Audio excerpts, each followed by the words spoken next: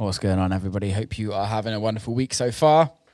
It's podcast time, and this week I have got the one and only Sonny Wharton. Sonny, I have known for over 10 years. I've known him as DJ, producer, record label owner, and he is now an artist manager, looking after Gene Farris, Charlie T, and Jess Bays, and doing a very good job at it. He's been successful in everything that he's kind of put his mind to over the years, and also alongside that been one of the nicest guys in the industry. Sonny signed one of my first records on his record label Whartone, and being part of the Whartone crew kind of just made some really close, proper friends in the industry that of just like always we're still friends. There's a bunch of us that are still friends, and people that have their careers have stopped in music, and people's careers that have grown in music, and it was just an amazing part of my career and my life. So I thought I'd get him on and have a good conversation. So without further ado, Sonny Wharton. And we are live. Sonny Wharton, what's cooking, man? Sorry I'm late, mate. I guess no point changing things now after all these years. Not too late, though. Only like 10 minutes. Yeah, 10 minutes is... kind of. I was going to send you the link earlier and was like, mate, if you want to jump on earlier, let me know. And then I realised it's you that I'm talking to. So it's like... You know, the bad thing is, no jokes, even my dentist tells me a different time to what time my actual appointment is, because I've never been on time for 30-something years. This is another thing. Some of my best friends, so I play badminton every week. Some of my best friends, and we've been doing it 20 years. And I've been to school with them and everything. And no jokes, only a few weeks ago, I found out that they've been telling me a lie for all this time. Because I went to book the court and I was like, it's 5:30, and the receptionist was like, we don't do any at 5:30. It's 5:40. And I was like, what? And I turned around and basically, yeah, they've been telling me 5:30 for all these years. And I've never been on time anyway, but I've only been like 5 minutes late or something because it was actually later than they told me. So that's when you know you got real friends. Real friends, and clearly a timing issue. So apologies to everyone I've ever been late for, which is a lot. Forever, your whole life. Yeah. Oh well, life goes on. Indeed. How are you? You back in the UK right now? Yeah, man, got back yesterday. I got some good sleep last night, which was a nice change. You come back from New York? Yeah, I was in New York, yeah. Montreal and New York this weekend, which was good fun, to be fair. Mate, it's all these transatlantic flights. You had it the other day going back from Miami. How did you find it? Weird. It's been a minute since I've done it, so I've forgotten what that deficit's like, and the fact that you kind of lose a day as well because you're going back or forwards in time. But yeah, I always try and get red eyes to combat that. Yeah, so you just like that's what I do with pass out, and then you're good to go. In theory, yeah, supposed it goes to plan. But then you can't really do that going to America. So you have to like leave in the morning, and then you get there in the morning, you're like, or in the afternoon, you're like, oh.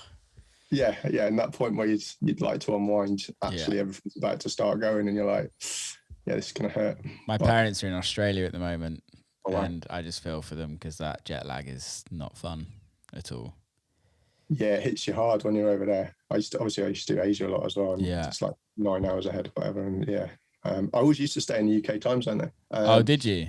Yeah, so I mean the trips were quite short. Like I know it sounds mad saying it now, but like career or whatever I do, so I'd be there and back within 48 hours sometimes. Yeah. So I'd just stay in the UK time zone, and then it's quite good actually because you set at 3 a.m. It's like tea time here. Yeah. So it's like, oh, I feel great. We do the set and then you finish up and it's actually like a normal bedtime. Yeah. So, I've never tried that. But yeah. I've always just gotten into the normal time zone of that. There we go. Sorry, mate. That's not a good start, is it? Probably a really bad pause face. Obviously that won't work on the audio version, but anyone watching YouTube will just... I'll edit that out, mate. It wasn't pretty sight. Yeah, cheers. Never is, I'm sure. Time zones, like I've always tried to stay in the UK one. I don't know if that's right or wrong. I guess it depends how long you're there for. If you're there for a couple of weeks, you've got no choice really. But Yeah, I've never tried the whole stay on UK. I just don't know if I could do it. It hurts. It hurts less if you're short time. When you come Australia back. was one that really kicked me, that knocked me for six. But yeah, everywhere else. Yeah, I think also there comes a point when you're just so used to it that you're just like, okay, I'm just gonna sleep when I can sleep and then just crack on. But yeah, definitely recommend that bit. It's not good for the health at all. No, it's funny, and it's one of those things that obviously as we get older, you're still very young, but you realise how important sleep is. I'm not that young now. I've got greys in my beard, and if I grow hair, I'm silver fox as hell. Like, mate, I still can't even grow a beard. No jokes. Like it's got to a point where do you shave? I do have to shave, but how many times a year? Once a week, maybe. Yeah, it's yeah, I can't grow a beard. I mean, like, I can grow really bad sideburns. Yeah. This is probably awful content for anyone watching, but it never joins up in the middle. Does it not? No, it's a real. Yeah, I just look like a really bad Wolverine. I saw a guy, and so a lot of these guys are getting like tattooed heads to like the tattoo. Yeah. Did I show you in Miami the guy? Did you see him? Is that the one with the? Yeah. The sideburns that were tattooed on, tattooed his sideburns on. I didn't clock it till you pointed it out either. Yeah. I just, like peripheral vision, you just sort of presume that's his hairline, and then you're like, dude, he's got that tattooed on. It's dedication to the hairlines. Yeah, I don't know about that. I don't know how I feel about it. Just go bald. I was in denial about going. I was in denial about going bald for years. It was only after lockdown. They're all gone. Like, I haven't seen your hat. Yeah, everything's gone. It's just like fully bald. I was going to say it's probably less maintenance, but then you're making up for it with a beard. You got to look after that. To be fair though, I actually have to shave my hair more than I used to cut it. Yeah. So like I shave my head like twice a week now. Probably more than you shave your beard. That's my reality check right there. So, yeah. Oh dear. But obviously I did it in reverse. I had a shaved head for all those years. Yeah, you did, none of my friends actually told me how awful I looked, and then I decided to grow hair back, and good times. Good times. We should probably get into some music talk because I think everyone's going to be bored about listening. I was going to say, sorry, we've covered time zones and facial hair. So I've known you probably like you signed my. You were one of the first. Oh my God, I can't talk. You literally were one of the first people that signed me. What was was it Buster? Buster. Well, there were a couple. There was a couple before that, yeah. Buster was that real pivotal moment, I think, when you sort of really started to define what would become your sound, I guess. But I want to talk about before Whartone Records and before I knew you. To start with, anyway, where did it all start from you? How old were you? What was the deal? How far do you want to go back? Like getting into DJing or kind of it becoming a real career, I guess? I feel like it's the transition. So like, I think what a lot of people like to hear about is how the transition went from how we got into it to a full-time job, because I think that's the toughest part in this industry is like, what is the pivotal moment? Although that was it's so different nowadays to how it was back then. But then you had lots of these. And literally, exactly. USBs. So, yes, I mean, similar sort of story to a lot of people. You get into it in school and discover dance music and and DJs, and never really look at it as I guess it's a bit different now because it is clearly a viable career. But at that point, you kind of don't think necessarily this could be a career path. But I was obsessed with it, and I just tried really hard locally. I was born and brought up in Mid Wales, where there wasn't a big club scene in any way. So you're actually Welsh? I am, yeah. According to Wikipedia as well. So it's someone's official. Got to be. Yeah, I am Welsh. My parents are from London, but I'm Welsh, yeah. And yeah, but like the scene was just a typical sort of local scene, one or two clubs, a little bit going on, but nothing to the level of, the scale of the UK club scene. So it was really hard to kind of break through in any way. I played as much as I could locally, and that was purely just through pushing hard and hustling to try and get anyone to give you a slot. And I guess a real pivotal moment was I just decided to go out to Ibiza for the season. I didn't have any contact. I mean, you'll know the story yourself, having done it, but I didn't have any contacts or anything out there. And I was just like, I need to be where the scene is. So I took that leap and did it. And the irony was, I try and keep it short rather than boring people with it, but I had what at the time felt like a big break in the UK. A gig come in to play, ironically, the back room of a big 12-hour event, basically, but to me that was a big gig because there's all these big names on the lineup, and someone's offered you the chance to play room 2 for fuck all for free. But I'd already committed going to Ibiza, so 2 weeks into being in Ibiza for the season, I had to fly back to the UK to play this show.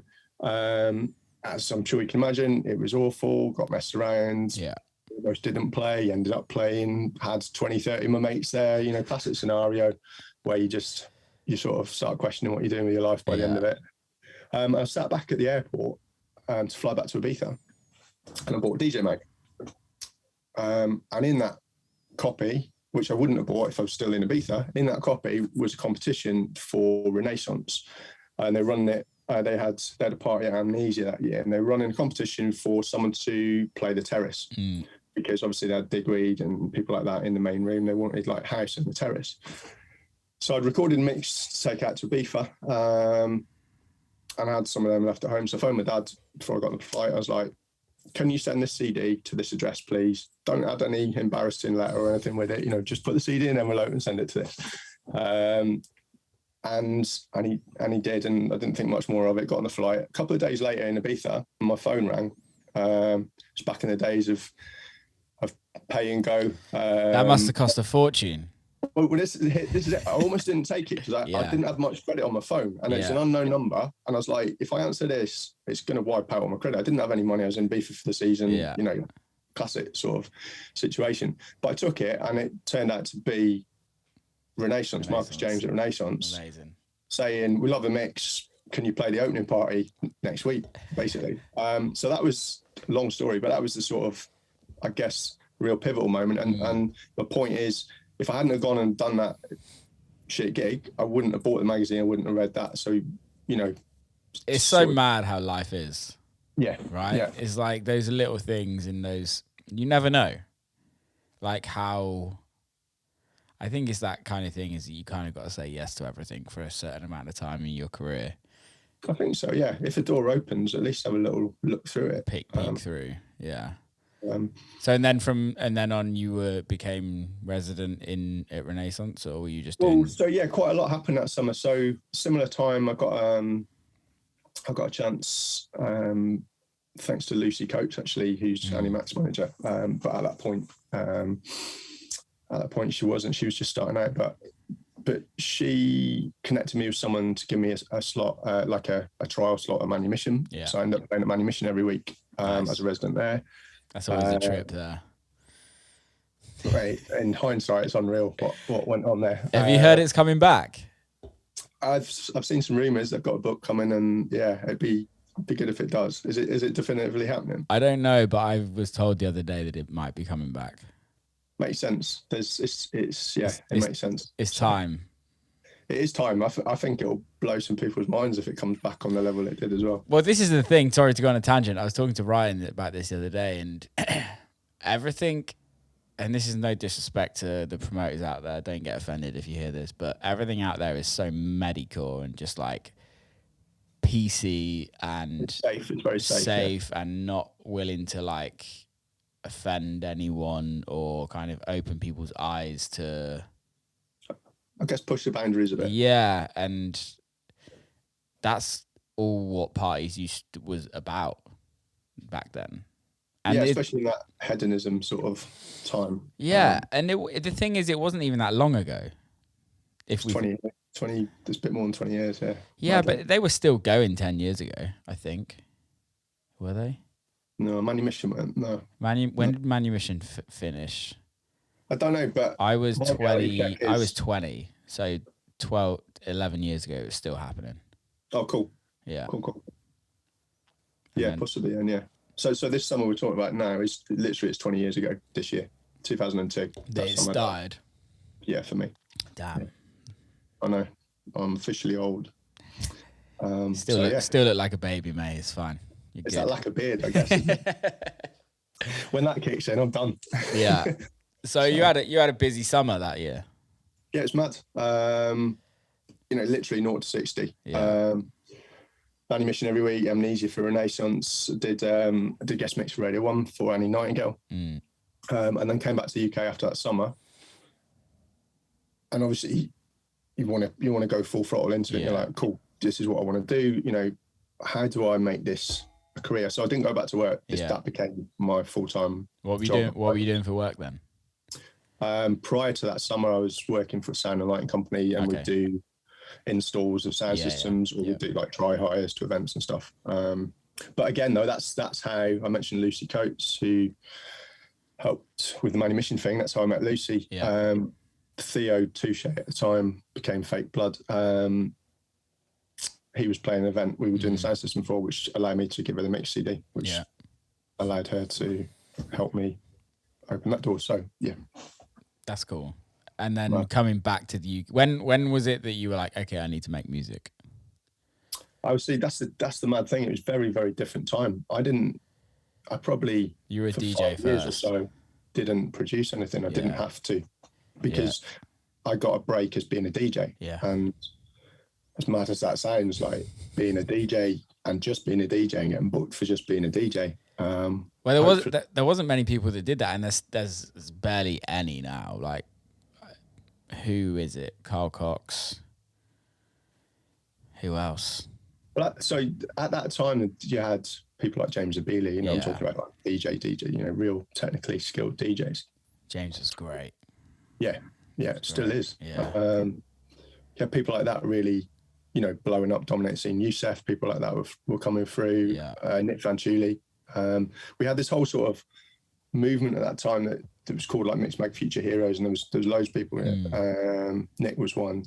Fergie, who obviously was on here. Yeah.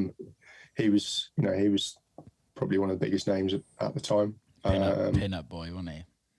Yeah, and rightfully so. And it was. So I was probably at the tail end of that sort of wave, I guess. What were you playing?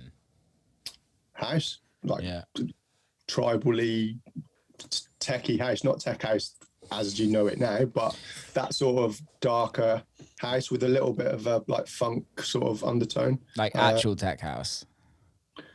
Yeah, I mean, it wasn't. that was just a burn on current tech house. Yeah. I wasn't uber cool in any way. I wasn't, sort of really setting the underground alight, but I wasn't in any way commercial. I was kind of sitting in that middle void, I guess. What was uber cool then, though? It's all subjective, isn't it? Yeah, exactly. That's kind of why I ask it, because it's like, I feel like there's always an underground and there's always like the cool kids, but I feel like more so back then there was less of that. Yeah, there was. It was definitely more open-minded. Yeah. Also, I mean, I don't know. I could be wrong. I've always had my theory is it's dance music. Does it make you want to dance? Yeah, it doesn't matter what that is to you. Like, how do you feel? Are you enjoying it? Wicked. Yeah. No one cares how the kick drum was created, or you just dance into it, and it's subjective what you do or don't like, I think. Well, it's also it's really an avenue for people to escape reality. That's my view on it, and I think the politics behind it all is for us to deal with ourselves. But yeah, it's very strange. It's very strange how it all works, where it's very clicky, it's very all of that, but in the grand scheme of things, forward fronting, it's escapism, and that's what it should be. I don't know whether it's the business side of it that forces stuff to be boxed up so that it can be packaged and sold, possibly. I think it is, because everything has to be sold and marketed in a certain way, and a lot of people don't look at things where we can just generally in the public, right? Like if you go and buy that black hoodie, you're buying that black hoodie. They're not trying to sell you a black, a pink, a yellow one. They're trying to sell you that black hoodie. Yeah. It's the same with music. It's the same with like, how do you package all of this music up? Same with playlists on Spotify and Apple Music. It's like, okay, this is the house music one. The house music isn't actually just loads of different genres of house music. It's in the parameters of whatever today is. Yeah. And I don't think that's anyone's fault. I think that's just how society is. And I don't think that's ever going to change. It's not. I do feel though, with music specifically at the moment, we're in a new era, like, and a good one. Like, it's kind of, I don't know whether, I guess classically timing, you see it over the years, something happens and it kind of resets things a little bit. And in this case, the pandemic, I guess, has allowed a whole new wave to come through. They were coming through anyway, I think, but it's definitely widen the net a bit, and it just feels like a fresh energy again at the moment to me. I don't know if I agree with you to a certain extent. I agree with you. No, wrong. There's still the old guard keeping tight control of a certain gates, but I think the thing that I disagree with you on that is that it's still very limiting. Mm-hmm. So as an artist, you're almost expected to fit in a box. Yeah, I agree with that. But then, not that I'm trying to argue with you in any way. But, no, I'm down for an argue. Bring it on. But I mean, you have got multi-genre artists coming through that are just DJs. They're not producing music. Who? Lala. She's a great DJ. Very, very forward thinking, but still the voice of this generation. Yeah. I mean, there's a lot of producers as well. You've got absolute people like that, but there's just a whole. She's a radio DJ. Lala's a radio DJ as well, right? She's got a show on Rinse, I believe. Yeah. I don't know. Yeah, she does. Yeah. But I just think there's a whole wave of people. Like, there's 20, 30 new artists that just come. Yeah, no, I totally agree. I think there's some amazing artists that have come through lockdown. I totally agree. I think more so my argument against that is that it's not necessarily not allowing new people come through. It's not allowing interested music to come through rather than... I do feel like there's a change coming. I do feel it's been very linear for a long time. And what we've not had, obviously everything's goes in full circles really. What we've not really had is, do you remember that sort of mid-noughties shake-up where you kind of had that electro, Justice, Daryl Alken, digitalism kind of era? House, yeah. We haven't had anything like that on this. No, and that's that. I guess the closest thing to that was the tech house craze that's kind of happened and happening and turned into EDM to a certain extent. Yeah, it has. But I kind of feel like that's just replicated almost that, what would have been probably that possibly funky house kind of era of the noughties. Yeah. It's been tech house this time around. Yeah, it happens in circles, right? But I guess what I'm trying to get at is that, like, the majority of people love that music. That's why all these artists are so popular. So you can't hate on it, if you know what I mean. But I think what happens when we have to look at what we're listening to consume our music, and the places that we're consuming our music isn't necessarily supporting the smaller genres, the little that's fair. That's coming through. It's only what's visible to you. Yeah. And then you choose out of that. And if you don't know that X, Y, or Z exists because a certain store or radio station is not presenting that to you, you don't know any different. So you're right. And I think that's our job as, well, like, how many times when you were growing up and still now did you turn on Pete Tong, Annie Mac? That dictated what I listened to, what I bought on records. You know, that was that was that was my window into it. So, and I still think they still do that. Radio, especially the Radio 1 guys like Sarah, Danny, Pete, and kind of and all the peripheries. Like they're all still doing that and pushing forward. However, that used to be the staple for everyone to do, is go and listen to radio when they're getting ready. Now it's not. Now it's, let's put on Deezer, let's put on Amazon Music, let's put on Spotify, let's put on Apple Music, because it's easy. So it kind of takes away the radio element. And when these tech platforms aren't actually curating multi-genre dance music playlists, I feel like that's where it stops. Kind of people finding new stuff. You have to dig a lot deeper to find it, definitely. So when was it for you where you were like, okay, I have to start making music? It was those sort of mid 2000s really. That's where the model was changing. So we're in that sort of physical to digital shift, in that grey area where, you know, Beatport came through. You know, I'd gone from playing vinyl every week to, at that point, CD. And there was that big shift, and within that shift, it felt like to keep moving, you had to produce music. It was naturally an evolution anyway, because as you know, you get curious about, I want to make a record like this, or I want to do a bootleg of that, or whatever for your sets. So it kind of happened organically anyway, but it was definitely hit a conscious point where I was like, I've got to drive this forward. I've almost got to focus on that more than anything else. And so it was probably mid to late 2000s really. I think the real changing moment for me on that was when I played a couple of times with Express 2 at a festival in Scotland, and I just asked them, as you do, you know, as politely as possible, like, is there any way I could have a go at remixing something on spec? Bear in mind, you know, these guys are like one of my heroes.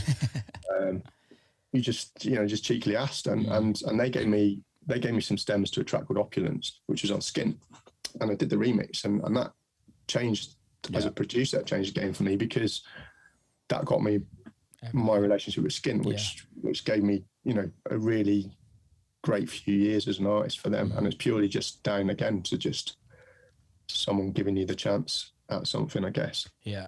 And asking. I guess.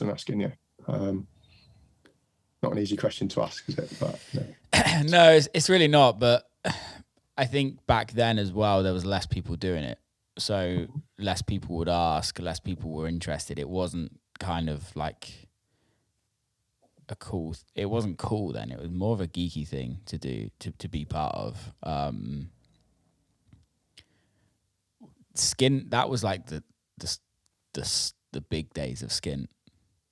Well, it was sort of, I think they'd had a little lull through that digital change. You know, obviously Skin, and it still is, it's got such a legacy and history, and, you know, still some of my favourite records ever been released on Skin. It's such a great label.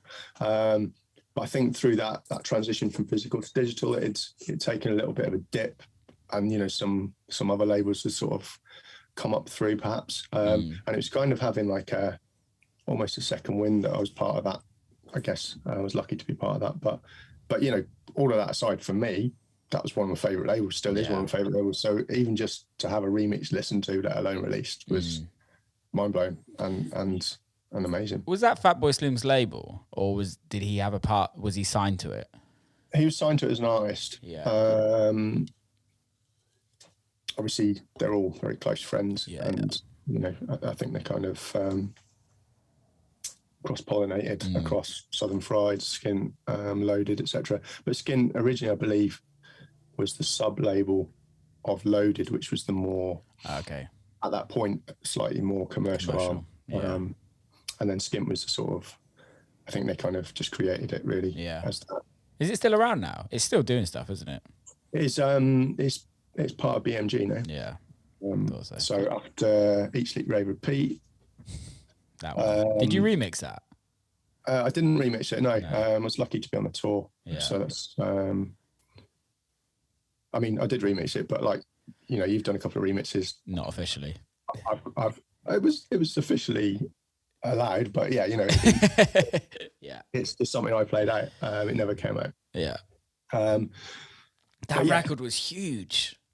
I still remember hearing it the first time. Obviously, I guess largely a lot of people, you know, will probably know the Calvin Harris version that you know, sort of went on to, but the original, I thought it was absolutely fucking genius. Yeah, it was amazing. I remember hearing it and going, "This is amazing. Yeah, it's absolutely genius. Is it real? Is it not? What, you know?" Because when you listen to the story, it does sound like, I know it's Beardy Man, but it does sound like someone just telling you a random story and afters. Yeah, so genius move. It was amazing. But yeah, BMG, I believe, acquired Skin just after that record. Okay. Oh, that was quite a while ago then. 2013, 14. Something. Yeah. So when in the process did you start? Were you like, okay, I want to start my own record label? I wanted to do it kind of from the off for quite a few years. Whartone maybe was 3 years in my head before it actually became a label. Yeah. So that started in 2009, and I pressed pause on it end of 2019. So I had 10 years. Damn, was it that long?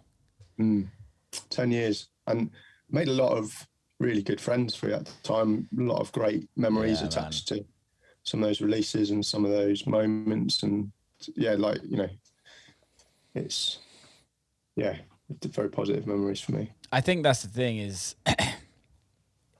why, I guess it's like, what was the reasoning of you starting the record label? It genuinely was. I was just getting sent so many records I really liked. And I was like, why isn't anyone else putting these out? You know, I really like this record. So that kind of really pushed me into thinking about it properly. Yeah. And then naturally alongside that, you know, I was getting more confident as a producer. In hindsight, you know, I've definitely changed a lot of those records, but at that time, you know, it sort of, well, I'd like to release music when I want. Yeah. On my own sort of platform, alongside all these great records that, you know, some of those people obviously now are really good friends. You know, these guys are sending me, and it just felt very organic. Love that. Yeah, it was definitely like a little crew, wasn't it? I remember because I met Ben through you guys, which isn't his digital impression. What's he going out under as now?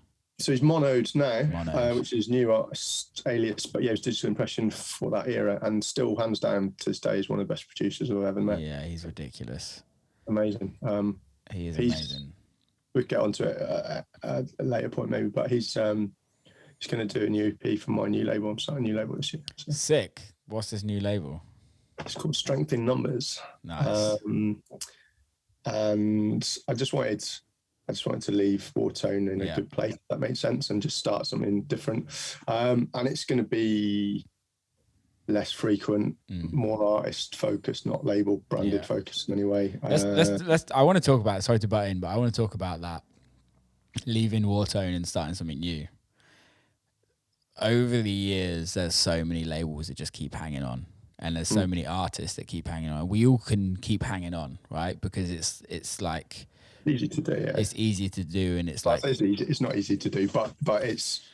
I guess it's more comfortable to stick with something you know. It's the comfort zone, right? So I know we're getting to what you're doing now in a bit, but what was the reasoning of stopping Whartone and starting something new? Because I think a lot of people can learn from that. Sometimes a fresh start is actually exactly what is needed.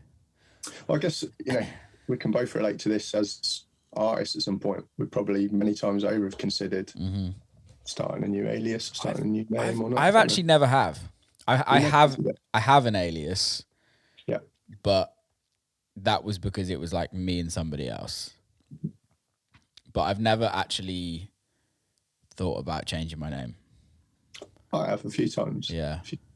But then I've had many moments in the career where you're like, I'm done. I can't. Yeah. You know, this is that. but yeah, back to the point, I guess, about the label. It just felt, we've celebrated 10 years, and I was obviously transitioning into arts management, which, like I said, we can maybe get on into a bit, but it just felt the right time to just leave it in a good place. I didn't want to be, I don't know, 14, 15, 16 years in going, I should have just drawn a line under it in a good place. Like we did 10 years, we did an album, I did 10 shows with lots of friends to celebrate 10 years. And it just felt a really, and that sounds real cliche, it just felt a good place to just press pause. And it, and just leave it as a good period of time, I guess, that can reflect on maybe, or, you know, or just leave it where it is, really. I just didn't want to destroy it. I also think, tell me if you agree with this, but I think when you first start something, you learn so much throughout it. And I think there's a lot of things where like it's that, starting afresh, you can take all of the lessons you've learned and kind of put that all into something new, and you don't go through those teething problems whilst in the new project, which makes a lot of people don't see the teething problems from the outside, but you do, and those teething problems will always be there in the back of your mind going, oh, I wish I didn't do that, or I wish I did this, I wish I did that. Whereas when you start something fresh, it's very much like, okay, I know what I'm doing now. Yeah, ground zero can be up here rather than down there with a lip. Exactly. Yeah, 100%. And that's what I think that's why I enjoy management, because I've learned all those things as an artist, maybe the hard way or doing things the wrong way, that can kind of hopefully help people better decisions for their career, really. Totally. Because have you stopped DJing and producing completely? I've still got shows. Yeah. I'm just not chasing it in any way. They're there, a lot of them. So the only shows I've got really are ones I want to do for enjoyment. So it sounds mad, and it took a long time to get that closure of being, no, it's time to move on. But like every time I play now, it genuinely feels like it did before it was a job. Like it's just fun. I'm doing it purely for enjoyment. If I get paid as well, brilliant. If I don't, it's not about that. Do I want to do that show? Do I want to be around these people for that party? There's a couple of gigs I did in the last year that I kind of did just to sort of say thank you to people that had supported me and given me shows all the years. So I did them very low fee or whatever. They'd been shut down for 2 years, and they're amazing because there's just no pressure. I didn't have to post about it online. I haven't got no pressure of saying I'm doing all these shows or I'm not doing all these shows. I was just like, we can just go and play a party. It's really fun, and there's no expectations. So I still do shows. I've stopped producing massively. I've just done a couple of bits over the last couple of years, purely again for enjoyment, really. But I'm not, I don't feel that I need to get in the studio every day. It's funny that, isn't it? Because you started off as a DJ. Yeah. And I think that's the thing, is that production was kind of something that you had to do. It got to a point where you had to do it, and you clearly enjoyed it, but yeah, I did have to do it, but it did I did very much enjoy it, and it did, I'd say, the second half of my career as an artist. I'm saying that loosely because I still can't always take that word seriously sometimes, but the second half of that was down to production. It was down to the records releasing and the labels I was on, and without that probably would have been very different. But I did enjoy that side of it. I really enjoyed making records. I really enjoyed getting to work with some of people I looked up to for years. So I didn't feel I had to do it. It just became what I did do. But obviously now I'm just not focused on that. I want all that energy to go into the artists I'm working with, and I never wanted to be. I've always, as you know, I've always been into the sort of the behind the scenes side of things as well as being the artist. But I never wanted to be a manager that still wants to be the artist. And like, I don't know, a show comes in or a remix comes in, and I'm like, well, I want to do that. Yeah, you shouldn't. That should always be your artist first, like that's for them now. It's their time. So I wanted to make sure I had full closure on leaving all that in a good place. Yeah. And then stepping forwards, and all of those conversations, any shows I'm doing, they're all about those guys. I'm not, I'm genuinely, I enjoy life in the shadows now. It took me all these years to realise I didn't like being in the spotlight, and yeah. I know we're sat here talking now. I genuinely have been putting off doing anything like this for a long time. I don't want to be centre stage anymore. What was that process beforehand? Because like, when was it where you were like, I love being in the music industry, I love doing what I'm doing, but something needs to change? And I feel like we all have certain things in our careers, in our lives that happen, and realizations that it's like, okay, I need to make a change somewhere to make me for me to kind of progress on, or for something, for longevity, or whatever it is in your head. I've had it many of times in my career. And what was it for you where you're like, okay, I think it's time to stop the artist side of it and take my skills and tools that I've learned into looking after artists and being an artist manager? It's something I'd thought about for the last few years of being the artist. I was still touring, I was still playing shows every week. I can still remember to this day the moment I was playing where, I don't want to name the club because I've played there since and I've thoroughly enjoyed playing there since many times, but I was playing 3 a.m. to a room full of people. Like, it's a great club, it's a great show, and I genuinely just had that mad moment where I'm like, what the fuck am I doing here? Yeah. Which is, it's not something you'd ever expect to happen at any point, because it's a hobby that becomes an obsession, that becomes your life, that you live and breathe dance music. And I never at any point in those early years thought I'd ever be at a point where I'm like, what am I doing this? Because that's everything you've ever dreamed of. But I do remember that, and that was I think the catalyst to it, and that was in 2015. And I still had a couple of years of touring heavily as an artist and releasing and stuff. But I think it came to a natural point where I was going to be a dad. Yeah. And that naturally makes you reassess things. And also, interestingly, it's how small the world is.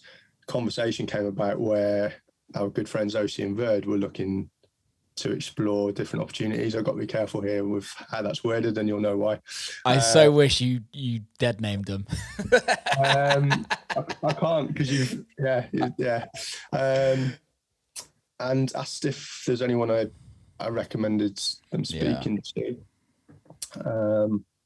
So I hooked them up with Owen at Your Army Management, just for advice, really, I guess. And during that conversation, Owen said, because he's been one of my best friends for many, many years as well, great manager.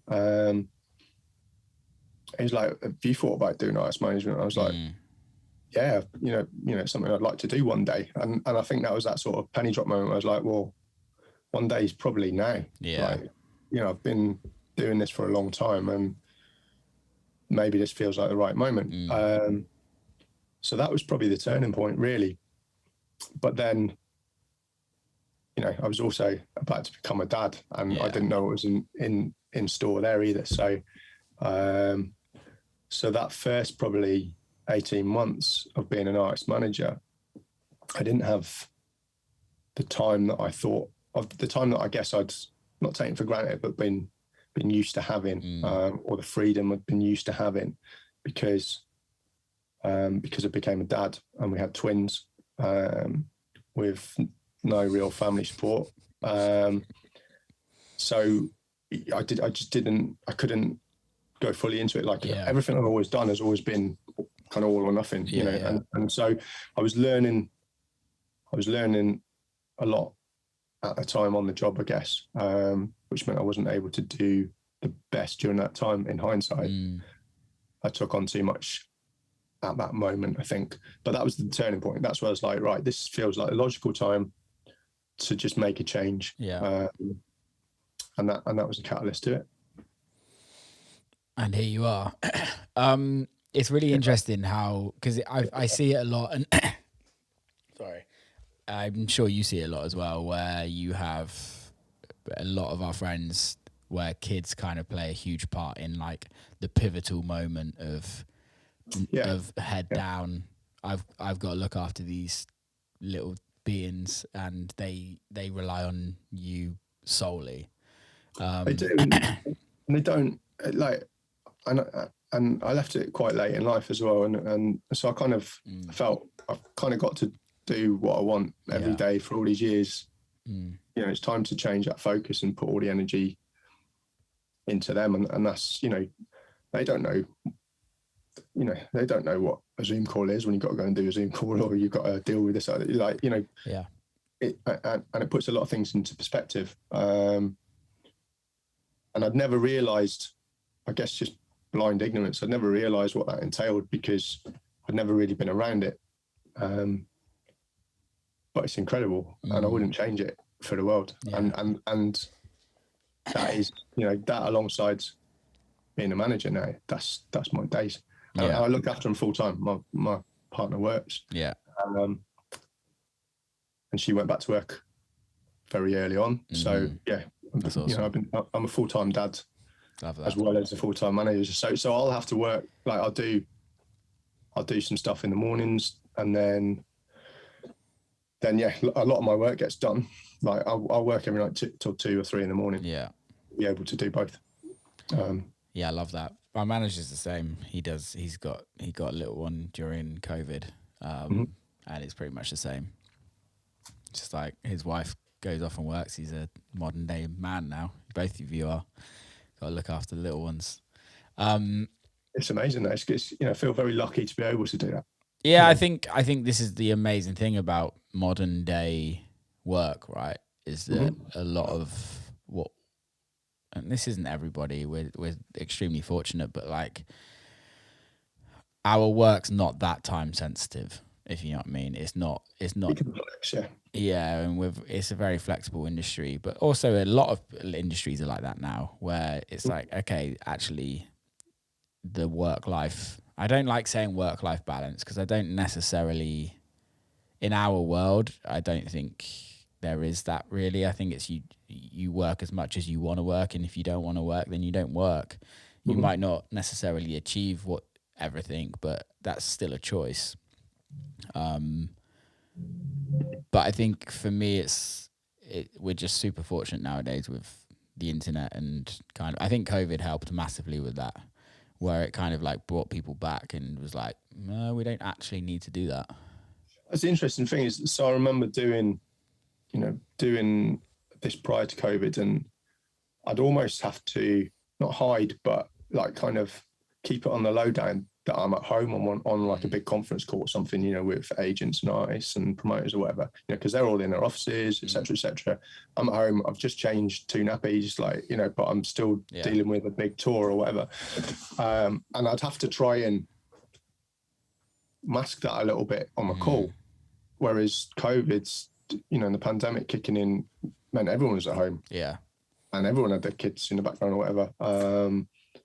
So it kind of just made everything more acceptable in that respect, which in hindsight, it's like, as long as you're doing a good job and you're getting done what you need to do, like it shouldn't matter where you are in the world. Or I don't need to be in an office in some posh street in London, right? No. I can do just as good if not better job than someone, as long as I put the work in anyway. So it doesn't matter. So yeah, it was interesting in that respect, I think. No, I agree. When you start looking to sign artists, especially your like first artist for you, when, like, what's that process?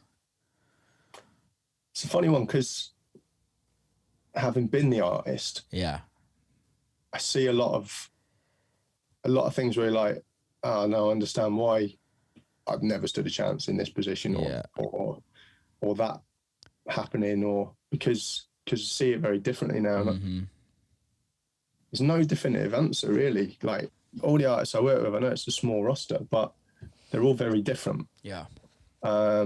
Deliberately different, I guess, from my side. I don't want a roster of the same. people are all fighting for the same thing, because I don't think it's ever fair. I kind of feel like everyone needs their own space, and it's their vision. And, you know, or the management team or whoever's working with them is there to try and bring that to life for them. Like, it's, you know, it's their life, it's their career, it's their goals, and we're there to try and help it happen. I'm going off on a bit of a tangent, but with that being said, I don't think it's a definitive, you need to do X, Y, and Z for, you know, there's different things in different people that's excited me. And there's artists, you know, I've had conversations with her, and I'm like, I think they're great, but can I do what they need to do? I don't know. And it wouldn't be fair for me to sign someone kind of knowing that, maybe. I'd rather see him go off and get the right team and do what they want to do, because that's important. And again, I don't know if that comes from being the artist, from like, you're fucking with people's lives. Like, you've got to do your job, or step away and let someone else do it. Did you ever have a manager? Yeah, I did at a couple of points. I had one during the Skint era, and he was the A&R at Skint at that time. It didn't start out like that, but it just naturally developed. That relationship developed, and he was great. Rich was great. A lot of stuff though was self-done prior to that and around that, and as you know, I'm quite headstrong. So, well, yeah, I never remembered you. I never knew you to have a manager, because you were always the one just like out there doing it yourself and kind of pushing forward. Yeah. How important do you think that is as an artist to kind of do that? Because I think nowadays it's very easy to be like, producer a couple of records, start DJing, and I need a manager. But I don't think that's the way forward. I think an artist needs to get to a certain level, to the point where they can't handle what they're dealing with and what's coming in. I agree with that. I guess it depends what they want, or what people want as an artist, and it's a slightly different model maybe for different lanes. But if you're creating momentum already yourself, I think you're in a stronger position. Yeah.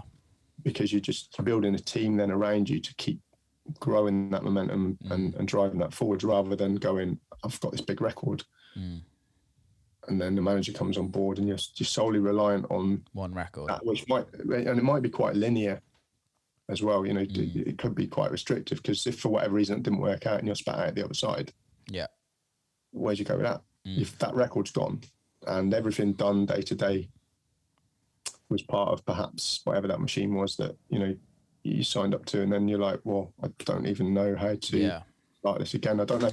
But I'm not saying that doesn't work. It does, you know, see for some artists that does really work. I do think we're in a good time though, where everyone's kind of largely got the same tools. You can, I mean, things like Instagram, LinkedIn, you can get in touch with anyone you want to. Yeah, it's very easy. Yeah. You've got the phone book. We didn't have that 20 years ago. We had the DJ Mag Black book. Can you remember that? But yeah, but that's what I mean. Like, even prior to that, I didn't. So when I got my break, Facebook, MySpace, none of that existed. No. Like, you couldn't get in touch with anyone unless you physically saw them. Yeah. Or you posted them, a mixtape or CD or whatever. So like, we're in a beautiful era where everyone can do it, but also if you're smart and you're very proactive, like, everything's there on the table. It's super easy to contact people now. It's not an easy industry to get involved, and I'd say it's probably harder now than it ever has been to a certain extent, because there's so many people, because being a producer DJ is actually something people can look up to be a career. I think that takes the magic out of it, if I'm honest. I think it doesn't for so many, like, how many years are you an artist before you start earning money? And I speak to many people on a regular occurrence where it's like, okay, I need to write a record and then I need to start earning money, and I'm like, it doesn't work like that. No, it's going to take a very long time till you can give up your day job. Yeah, it might not. You might be lucky, and you might be like on your way to stardom very quickly, but I think for me, it took 10 years before I was like full time into music. I think I think it's good though that see I went straight into it. Like when I got that, which after a summer in Ibiza, as you know, that's not a cheap summer. Well, I say full time. Like I mean, a touring artist. Before that, I was doing the same residencies in Ibiza and kind of earning my money through music. But I wouldn't say I was like. I think it's important nowadays if people have got a revenue stream and that's a day job, whatever that is, you know, it could be a glamorous one, it could be a rubbish one, whatever it is, like that day job doesn't consume all your creative time in your head. So all it does is it facilitates you. In theory, it depends what the job is, but you know, it affords you maybe the safety of, right, I can pay my bills, so I can focus every night, every morning, whenever that time is, on making this music and doing it right, rather than having to make the wrong decisions where you're like, I need to pay my rent this month. I've got to do this gig. It's absolutely the wrong gig to do. It's a shit gig, but they're paying me a few £100 and I need that to pay my rent. Yeah. If you've got, you know, it is a luxury. If you've got the luxury of a day job, totally, to take that pressure off financially, you can make smarter decisions and you can invest that money into growing the business essentially of an artist properly. Invest into it as you would invest into yourself. I was listening to a Rick Rubin interview yesterday. Lex Friedman and Rick Rubin. I've not checked that one. I'll send it to you. It's really good. It's not as good as I thought it would have been because Lex just spoke way too much and I just would have preferred to hear Rick Rubin talk. But towards the end of it, Rick I'm not directly quoting, but he was like, do anything you need to do to create. Mm-hmm. And if the creating makes you happy, go get a day job so that you can carry on creating. And he was like, you may not ever make your career as music, as your art or something like that. However, if you stop creating, you'll be unhappy.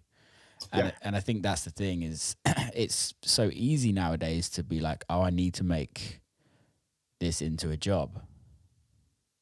But I think a lot, and even I can forget it, it's like, I'm doing this because I love it.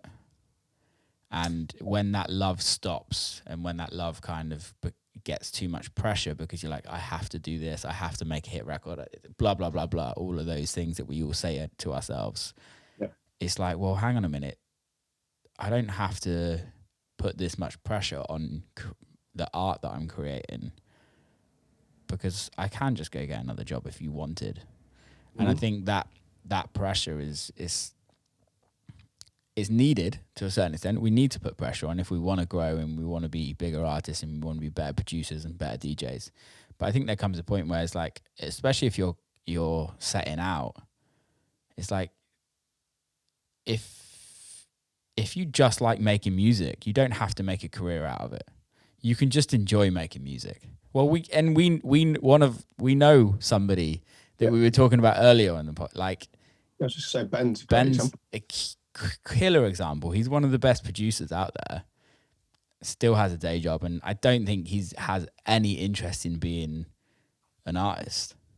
Not like to the levels that you're talking about. Yeah, right. You know, he just enjoys the process of making great music, and it comes organically. And I don't feel there's a pressure for that, you know, that to have to scale. If it does, brilliant. But it's not. That's not the agenda. It's like it just makes a record for the sake of making a record, and they're fucking brilliant. They're great. I guess that's the reason for it. No, I totally agree. I totally agree with that. Let's talk about the artists you manage and kind of. I want to kind of pick out their careers and kind of go into some detail. Well, it's a small circle of friends essentially, though, isn't it? I know, it's mad. It's mad. Let's start with Gene. Mm-hmm. The legend Gene. How did you guys start working together? So with Gene, I was Gene Farris, by the way. Gene Farris, Chicago's very own. So with Gene, I was at Your Army Management with Owen, like I said, for I I think almost 2 years. And actually randomly all goes full circle. So Whartone Records was doing that 10 years of Whartone tours, did 10 shows, and the very last thing I did was a live stream from Label X office, which was purely because they've distributed the label for majority of that time, so it just felt like a good sort of last thing to do at the end of the tour. So that was December 2019. Obviously none of us knew what was coming. And Label Works have a management department called Reset the Night, which is where I am right now. And so that conversation naturally came where they're like, we're looking after, they were managing Gene and Ollie Gorp at that time. And they were like, we really want to try and grow this next year and scale it and stuff. Is it something you'd be interested in exploring? So that conversation came about just really because I was at the office anyway doing the live stream. So we explored that further, and that felt like a natural thing to explore more. And then the start of 2020, I moved over to Reset the Night to head that up. And so by default, it meant I started managing Gene. And obviously at a very pivotal point in time, because literally 1 month into the job, the world ended. You know, we were all going to go to Miami. I'm sure you can remember that year. I don't know. In fact, you just done your huge tour. Which I was lucky. Fucking amazing to see. But yeah, you know, we're literally like, Miami, brilliant, blah, blah, blah. And they were like, the world's shutting down. Are we still going to Miami? What's going on? And that's where I started working with Gene. So the irony is I'd literally met him once because he'd been over in, I think, February to do a show in London. I hadn't even seen the show because I had to, I can't remember, I was at someone else's show. But I met up with him the day before or the day after just to say hello. And then I'd never seen him play. Then the pandemic kicked in. And the first time I saw Gene play in real life was February this year. Was it really? Yeah, so 2 years deep until I actually saw him DJ. And obviously I'd been working with him on a daily basis for 2 years. Obviously I've seen many a live stream because he had the weekly show on Dirty Bird. But yeah, so that's how it started. A bit of a long answer, but yeah, kind of, I guess by default, I kind of took over the reins really. And feel really lucky to. I've got some Gene Farris records there. Yeah, it's mad, that, isn't it? You know, I didn't. You know, 20 years ago, I wouldn't have thought I'd be lucky enough to work with him. It's mad how long he's been doing it, and things are really growing again for him. And it's interesting how careers have like ebbs and flows, right? And how Gene's in a really good place at the moment. Things are flying as well, and it's exciting. He's really in a positive place and very motivated, and the music that's coming this year is exciting. There's a new album he's working on for next year. Genuinely excited about that one. It's like feels in a really good place. And as you know, it's just good energy to be around. He's a great guy, you know, heart of gold, and still 30 years deep, passionate about what he does. It's mad, isn't it? It's mad that it's crazy because it's like when I put it into perspective, like when you're around like the older guys in the industry, especially like Green Velvet, and you're just like, this dude had a hit record like when I was born. even MK, like Burning came out in 1991. I was 1 year old. And you're just like, okay. When I put it in perspective like that, it's like, okay, I'm doing good. There's still time. There's still like, there's still, and then it's very easy to lose that because you see like the younger kids coming through and you're like, fuck, they're literally like chomping at my tails, like. But also that was all us at one point. Exactly, we were. And we technically still are to the older guys, if you know what I mean. But I think it's that perspective is that I think when you realize that there's still time and there's actually space for everybody. There is. That's the biggest thing. You know, going back to the label name, strength in numbers. Like work together, we can win together. Like you don't need to fight. No. I know it sounds real blue sky thinking, but I genuinely think there is room for everyone. Like it's a big scene. Yeah, it's huge, and more people are getting into it. And I think this is the thing, is like, yes, you might not be the headliner at every festival or every show, but you're playing shows and you're still touring and people still turning up to see you. Like, it goes to show, if people aren't turning up to see you, then yeah, maybe get worried. Like, maybe that's the time to be like, okay, I need to look at myself in the mirror and work out what I really want to do. But if people are turning up to shows, even if it's 100 people, even if it's 50 people, people are still turning up. You can grow from that. And I think as long as you are willing to grow from it, and not have expectations that you are, take your ego out of it and go, okay, how do I grow from this, and how do I build? Then the reality is, like, even if it's one person or 10 people showing up, that's still 10 more people than there is at your bedroom wall when you DJ into that. Exactly. And you start. Yeah. So that's progress. Like, 10 can become 20, can become 30. We all start at zero, every single one of us. So I think totally, like, if there's something there, you just got to learn how to grow it or adapt or find where that sweet spot is. Totally. So moving on from Gene, you got Jess now, Jess Bays. Jess Bays. So this is, I can't remember how I met Jess. I think I met Jess through Sam Divine. Sam, yeah, I'd imagine. Before she was DJing, I think. She was Sam's TM. Yeah. And then I kind of started to pay attention to what she was up to during lockdown. And she's it felt like during lockdown, with what you guys have done with her as well and what she's done, for me, it felt like that she was one of the artists that kind of came through lockdown and came out swinging, all guns blazing, and is now a successful DJ producer out of lockdown. How it's felt for us. So Jess was the first artist I signed when we were at Reset. So when I started at Reset again, I think it literally was the first week of March we started working together. Yeah. Of 2020. And obviously at that point, Jess had got some dates in the diary as a DJ. Yeah. I think she'd done one remix on Sam's label Divine, and that was about it music wise. She had some records sort of that she worked on and stuff, but that was the starting point. I think she had like 2,000 monthly Spotify listeners. We're now on 1.3 million, like 2 years down the line. So there's been a real exciting growth, and that's been down largely to Jess being Jess. She's an amazing personality. She walks into the room, she lights up the room. She's naturally that star. She's got a lot of characteristics that many artists, strive to have but can never have, because it's authentically there. So it's been really exciting to kind of see that really come to life, and the music lead the way with that.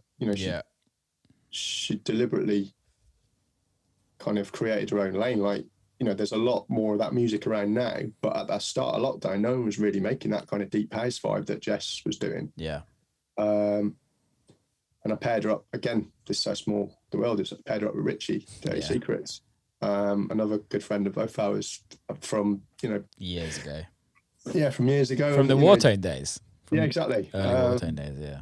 And that partnership in the studio is kind of magic. That's what's really brought her vision to life. And as you know, Richie's an amazing producer in his own right, but he's not made any of those records because they've got his. You can hear his sound in it, but they're not his sort of sound specifically as an artist. That's Jess's vision. Totally. Combined with, I guess, his technical sort of skills to create those records. So, I think that's what a lot of people kind of struggle to wrap their head around, is that a producer is technically somebody that sits in the room and kind of guides the engineer to do things and kind of brings. That's the original. Yeah. That's the original. We've seen, I guess, the modern day version where a producer's kind of expected to do everything, and but some can. only in dance music, only in like electronic music, like that's never like listening. Like again, going back to Rick Rubin, like he was just saying he just fucking lies there. Yeah, he does. From what I've seen, yeah. He just lies there. He has an engineer doing the engineering, and then he directs and not sometimes doesn't even do anything. Like not even saying anything, not even kind of giving any feedback, just there. And that's the interesting thing is that in the dance music we have this like huge thing that you have to do this and you have to write all your music and you have to do all your socials, you have to do all that, and it's like fucking hell, guys, like we're not fucking superhumans. But also again, like kind of touching on what I said before, do you like the record? Does it make you dance? Wicked. That's largely all that matters. Yeah. And if you don't, that's cool. So it doesn't, you'll like something else. It doesn't like, it's the end product and how that fits into anyone's life when they consume it or digest it or listen to it. Yeah. I don't think it really matters how you get to that point. Yeah, I'm in the process of starting a project in the moment, and I'm writing. I did like my first few writing sessions last week. Yeah. And had like different writers in the sessions with me, and I think for spending so many years in a studio by myself, doing everything myself, and then sitting in a room where I'm just at the back kind of going, yeah, let's do this, let's do that. It's literally, how does it feel? It's weird because I've always done, over the last like maybe, I don't know, I guess I've always written for other people over the years. And I've done like pop sessions with other engineers and other producers and kind of just been in the back of the room going, yeah, maybe this, maybe that, not really at the controls. So I'm kind of used to that. But then when it's to do with my own project, it's like very weird. But it's also quite like refreshing where I know the process is what we're doing is we're writing a load of records and then I'm going to go and produce them, or engineer them, I guess. I don't know. But so it's just like it is very nice to be able to just sit back and go, actually, no, I don't like that. Like, we should do something new. Let's start something else. Yeah. Yeah, it's fun. I like it. I really like it. But I also like the concept of an artist having a producer or an engineer, and it's almost like a team thing. Yeah. I look at, it's an obvious example. Look at Elton John. Yeah. That's a partnership, start to finish. And that's what makes those records so great. Yeah, 100%. 100%. And one without the other doesn't necessarily create the same thing. So. No, it really doesn't. And going back to Jess, she's doing some amazing stuff, and her records are doing really well. And it's exciting because they're not necessarily obvious records. Like they're not they're accessible, but they're credible. Yeah. And they're just naturally picking up steam. Yeah. Like, it's not a hard sell in any way. They're just the right records at the right time. Yeah. With the right person. So it's a really exciting time for Jess, and this year's diary this year is mad. Yeah. In a great way, and I'm just genuinely fucking excited for her because it's just, she's worked super hard for a long time. Does. She does work really hard, and she always has. It's just keep growing from that, and I know she will, 100%. Yeah. It's it's going to be a mad summer for her. So. Yeah, that's good. And you just signed Charlie too, who's like one of my best mates. Yeah, Charlie's fucking amazing too. As you can probably tell, I'm really excited about working with all of them. Yeah. Charlie, spoke to Charlie over a year ago about it. She just finished at KISS at that point. But but with lockdown and everything the way it was, I didn't have the confidence that I had the capacity to do what she needed at that time. And I had the first call with Charlie was about an hour and a half long. Just instantly had a lot of similar interests, and spoke about all sorts of stuff and put the world to rights. And I just knew on that call, I was like, she's amazing, and I'd love to work with her. She's the best. And I had to really think hard about the reality of, like I touched on at the beginning, when I started management, maybe I didn't know what was coming, and in hindsight, maybe should have done that, or at least made sure I had the time to do what I needed to do during that time. So with Charlie, I didn't want to start that and not be able to deliver what she needed. Jess was really flying, and there was so much going on at that time. Gene was really flying. I had Janssens at that time as well, and there was a lot going on. And I was definitely close to capacity with it as a manager. And I never wanted to be one of those managers that's got 10 artists and you just kind of, it's not good. Whoever shouts the loudest gets the most attention. It shouldn't ever be like that. No. I'm like, all or nothing. Like, I'm going to be able to do everything you need to the best of my ability, or not. And if it's not, you should be with someone else. So with Charlie, I didn't want to take that on and not be able to do any of that. So at that point, I just couldn't work with her at the time, sadly. And then it was through a mutual friend at Clash. I'd hooked her up with Clash to do this thing that's just recently been released, where she did just a little showcase on the Pioneer thing with Clash magazine. And looked wicked. That they filmed that amazingly. Yes, that's my friend. That's my friend Gary that's done that. And I was just chatting with Gary, and I was like, so who's looking after Charlie now? I just presumed like she was working with someone already by that point, because she's so exciting as an artist. And he was like, I don't think anyone. So I just reached out to Charlie, and we had the conversation again. And this was prior to obviously the Radio 1 announcements and stuff coming. Know that was coming.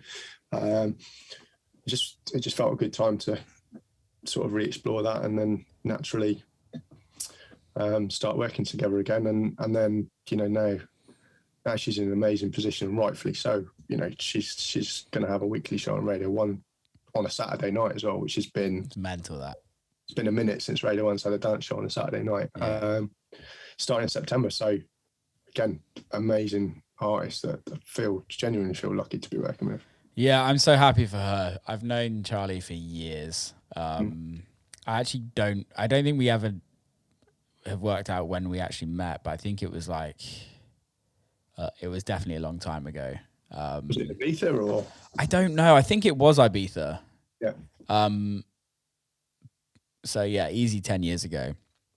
But I've seen her again. She's chosen a route that's not your average route to be. Not an easy route. Yeah, to be in the music industry. She's chosen the radio DJ route, and radio DJs are kind of grandfathered into their spots for God knows how many years, if you know what I mean. Like, look at Pete. Look how long Pete's been on Radio 1. And I know the guy that actually signed Pete to Radio London. Yeah. Before it was Radio 1. Was he on one of your podcasts? Tom. Yeah. Great episode that was. And that was years ago. Look at Annie Nightingale. Yeah. Like, still going. And Charlie kind of was she at Capitol at one point? Or did she always do Kiss? She was at Kiss for, I think, 7 or 8 years. Yeah, and she did D&B TV as well as a presenter, and she's put in the graft, and she's got the talent, and she's stuck to her guns, which is very easy to be like, I've got to be a producer, I've got to do this route or that route. And she's very much stayed authentic to herself throughout. That's why it's fucking great to see her in this position. I remember when she called me when she found out that like Kiss was like no longer, and she was like, I think I'm gonna get a real job. Yeah, and I'm just like, just hold out, please. Like, because for years, me and Charlie have like had conversations like she should be at Radio 1, and I was like, you will get Radio 1 one day, like you're gonna get it, but you just have to keep going and keep doing what you're doing and like brainstorm and just run a load of ideas, and she's a classic example that it's not been one linear route to career success, and how that it means that sometimes you just have to just keep pushing on and keep going and keep going and keep that goal and that dream kind of at the top and just keep pushing it until you get there. And I know that this Radio 1 thing is like a huge thing for her, but I also know that this isn't the end goal for her. And yeah, this feels like the beginning exactly of the next chapter. Yeah. Like genuinely does. Yeah, you know, I don't want to give too much away, but like both kind of know where Charlie wants to go, and she's got the skill set to do it and deliver, and this feels like that catalyst to that next part. Yeah. The thing I really like about Charlie is that obviously she's a great person, but the knowledge she has in music is you can't buy that. Yeah, it's very special, and over the years, what she's done on radio, just generally in Kiss, and this is no disrespect to Kiss, but in the UK, like Kiss is a big radio station, but Radio 1 just kind of rules over everybody. And you're never going to get that will never change. No matter how much money these commercial radio stations put in, the BBC is always going to kind of take over that. And I feel like sometimes when you're on a smaller radio station, it's kind of like looked down upon because you're not at the top of the game. But you've also got to realize, like, no, she was a radio DJ on Kiss for 8 years. Like, that's impressive. And she did a lot of fucking shows on Kiss. She did. She covered. She had the specialist dance show, but she also covered daytime stuff. Exactly. She did a lot. Yeah, it's pretty amazing.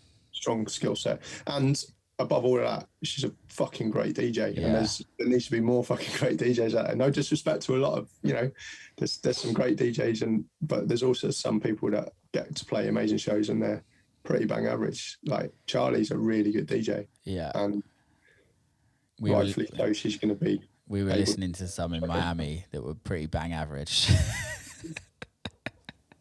Yeah, no problem. Oh dear. Yeah, she's wicked, mate. You've got a cool little crew. So is that just the three?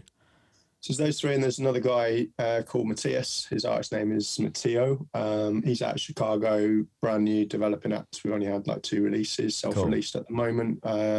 What type of music is that? He's on that sort of Bicep Dusky kind of vibe. Sick. So everyone's very different. Yeah. You know, Gene, Jess, Charlie, and Matthias. What's it like with like Matthias? Because but what you're saying on that tip, it's very UK. It is, but that's what's interesting me, because obviously he's in Chicago and that's where he's from, but he's heavily influenced by UK sound, and I've always kind of liked a curveball on everything, and it's like, well, that's different to a lot of what's going on in the States at the moment. Yeah.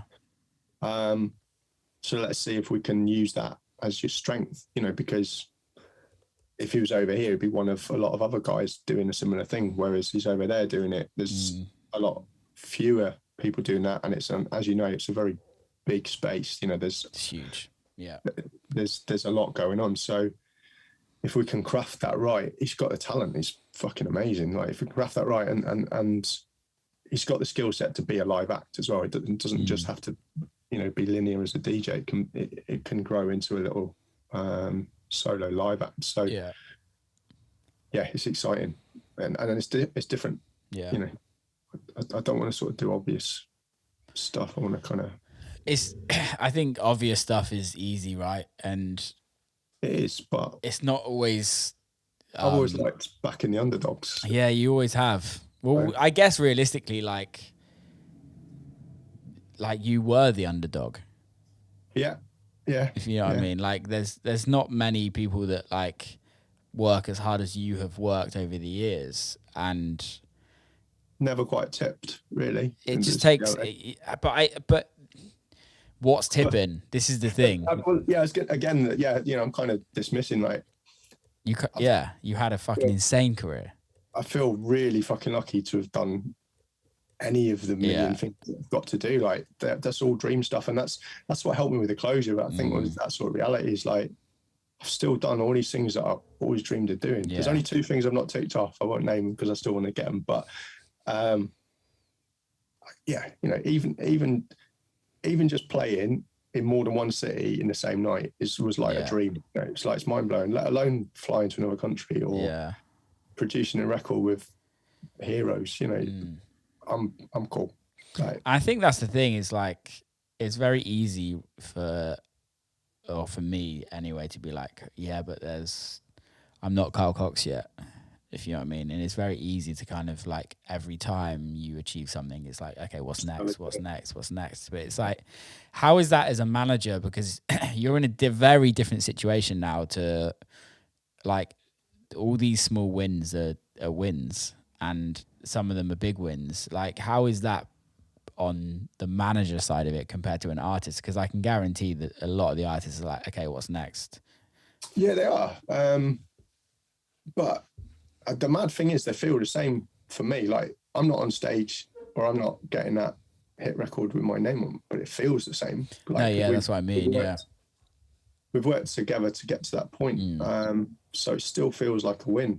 And I think that's the thing. What I'm trying to get at is, you're a little bit, although you're working with the artist on such a regular occurrence, and you're the manager, but you're not the artist. So you're kind of a little bit more detached, and you can kind of see it from an outside perspective a little bit more, and you can be like, no, this is fucking great. Whereas I can only speak for myself, because I don't necessarily know what Jess, Gene, and Charlie's kind of, and Matteo's heads at, but like, my manager would be like, oh, you've just done another million on this record, and I'm like, oh, fucking great. What's the new record doing, if you know what I mean? And like, but as the manager, that's a big win. I think it's just that. I think it is just that detachment which allows you that objectivity, which is what I always struggle with as the artist. And as you'll know, like, you're so in it and you're so focused on where you're going that you don't really sometimes, until you stop and look back, which there's never a minute to really do that as the artist. Yeah. To really necessarily always take in what's going on. Whereas when you're in the sort of sidelines, you're able to see it. Obviously, you're still looking at where you're going, and Jess will tell you, I'm forever saying, like, blinkers on, look, let's look at where we're going with this, like, eyes on the prize. Yeah. But, you know, as an example, Jess has had some phenomenal moments over the last 2 years, and a lot of those are things, you know, we could only dream of at the start. So it's just, I guess it's trying to find that second to absorb it. Yeah. For those guys. I mean, you know, what we're aiming at is amazing also, and it's all in our sights, and I think it's all achievable. Same with Gene, same with Charlie.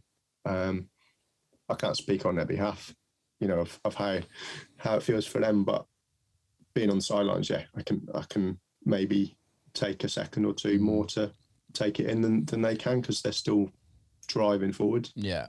You know, when you're an artist and you're always getting your head, like, just, I don't know if that ever happened for you, but for me, it's like, even today, like, I was in the shower and just being like, fucking just going mental in my head just because of things. Yeah. Do you get that as a manager? That more so, maybe. Do you think? It's the pressure mentally is mad. Yeah, because it's, I mean, maybe, I don't know. Maybe it depends on maybe different managers do things differently. Maybe I do things wrong or right. I don't know. You know what is right or wrong, but yeah, the pressure's pretty intense because there's so many moving parts. Like, you might be putting together a tour at the same time as dealing with 4 releases at the same time as dealing with what you're doing in Q4 or Q1 next year at the same time as putting out a fire of something that you did 4 months ago that for whatever reasons come back around, and you've got to undo something, but you're not, like, you've got to do it because it needs doing, but it doesn't, it doesn't help move anything forwards. That's kind of, you know, like that's just maybe just it's just a lot of balls in the air. Totally. I think, but I quite like it because I've always liked that pace anyway. Yeah. I think I like it more so because I'm not in the spotlight as the artist, so I haven't got to still go on stage and perform the show, which, you know, I used to be doing all that stuff as well, and then still have to perform with a spotlight in your face for 2 hours and be on point. Yeah. Whereas I can just be dealing with all that whilst they're doing the show. So like it's good pressure. I like it. Nice. How do you work with your artists when all of your crew very hands-on, or are you very much so where you're like, okay, you guys just create, you go just do the creation? They're all completely different. Yeah. Every single one's completely different. So it's not like it's even like a template or a linear approach you can apply. Like Gene's completely different to Jess, who's completely different to Charlie.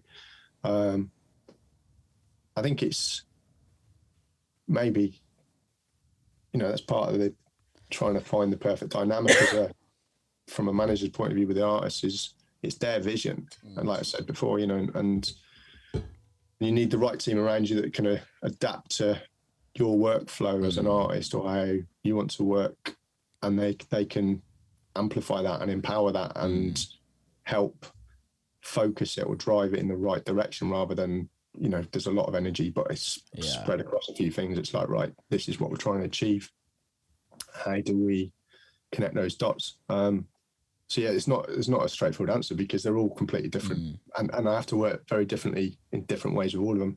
And obviously they're all on different time zones. Gene's 6 hours behind us, which ironically works well for me because, like I said, you know, I look after the girls every single day as well. So Gene's 6 hours behind. So he's, you know, his stuff I can deal with later on, largely in real time for him, but it's later on in the day here, you know. So that's why I'll be working till like 3 a.m. Joyful. Gotta love it. I enjoy it actually. I enjoy it. Well, so, I guess you get a bit of your own time as well. No, I definitely don't get any of that. No, you know what I mean? Like when you're working on that later on at night, it's like you're just focused on that one thing. You don't have to worry about anything else. Kids are in the bed and they are, but twins being twins, they still wake each other up. So we've not had a night where they've slept through yet. Have you not? No. Oh. And they're up at 6:30, and bearing in mind I'm going to bed at 3. That's rough, mate. It's DJ life. It's just like DJ life, but it never switches off. Did you ever switch off though, as a DJ? No, I don't think I did. No, I don't go on holidays. I don't switch off. It's hard, isn't it? Because you're so in it. You're so driven in your head, and you're like, even when you're trying to switch off, you're like, I just want to do this, or this would be a great idea. Like you're saying, in the shower, and your head's going, oh, what about this? And I'll do that. And not for a second have you actually stopped and gone, oh, that feels nice. It's always just like, it's a head fuck, really, because it gets to a point where you're like, why are we doing it? Because we love it. Yeah, but then it's like, if we love it so much, why don't we enjoy the moment? Because I think that's I never forget that first show I played. Never forget it. I was absolutely shitting my pants, but afterwards it was the best feeling ever. I've always got nervous. I got nervous before this scene. I've always got nervous before having to do anything like that. Anyway, so that always reminds you, I think, you know, before you go on stage. I don't really ever get nervous now. It's only like super big shows, like really big shows. I think the last time I was like nervous was the first show back last year. Well, I guess you're coming straight back into 3000s and a V10 after 2 years off. 3000s in a V10 and 5,000 people in front of you, and you're like, oh fuck. And do these records sound like I think they do in a club? Well, not in a club. I guess it's a festival, right? So. Mate, I didn't look up. Yeah. Didn't look up for 30 minutes of my set. It was just like I can't physically look at people without worrying that I'm going to press the wrong button. Yeah. And the crazy thing is Pioneer sent me a V10 right before the pandemic, but it was in my house in Detroit. So I literally had opened the box, but hadn't done anything with it. Shit. Yeah, it's good times there, man. I don't want to hold you much longer, but I want to talk about Strength in Numbers. I really like the name a lot. I do. It was one of those moments that I was searching for a name for a long, long time. Yeah. And I knew I wanted to do a new label, and I knew I wanted it to be not restricted. Like it's whatever. If I like the record or believe in the artist, that's all that matters. I don't mind what genre it is.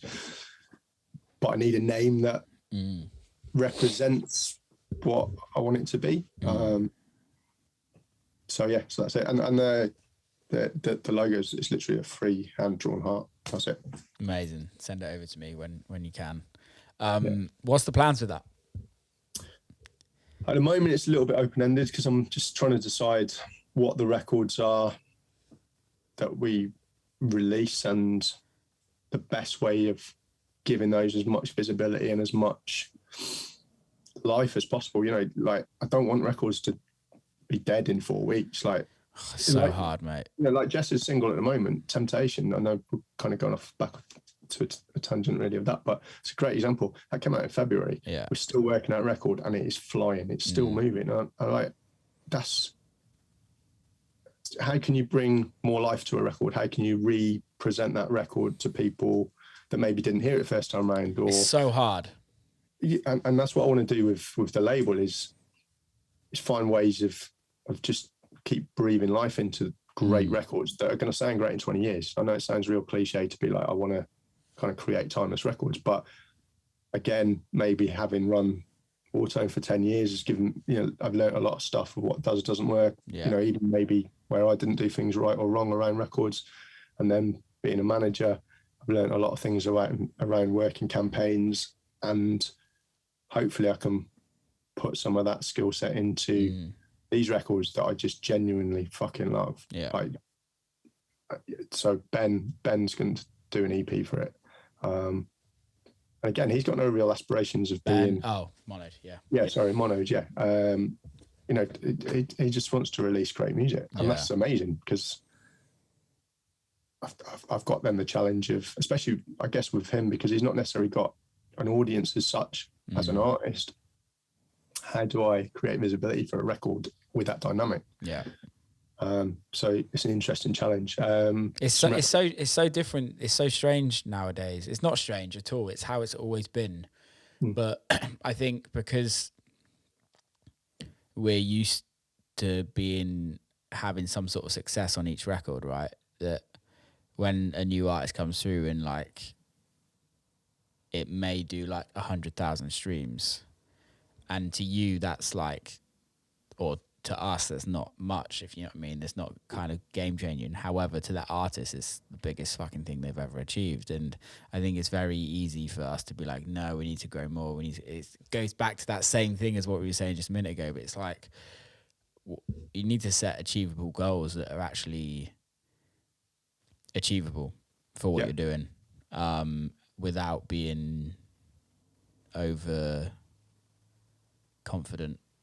Because you know, even 100,000 streams, I know, like saying, it's not necessarily life changing to a career level, you know, for an artist, but it's still 100,000 streams. That's still a win, even if it's 10,000. You know, if that's a win for them, I know I don't want to sell anyone short, but like, if that's amazing for them, that's a win. Yeah, let's try and build on that.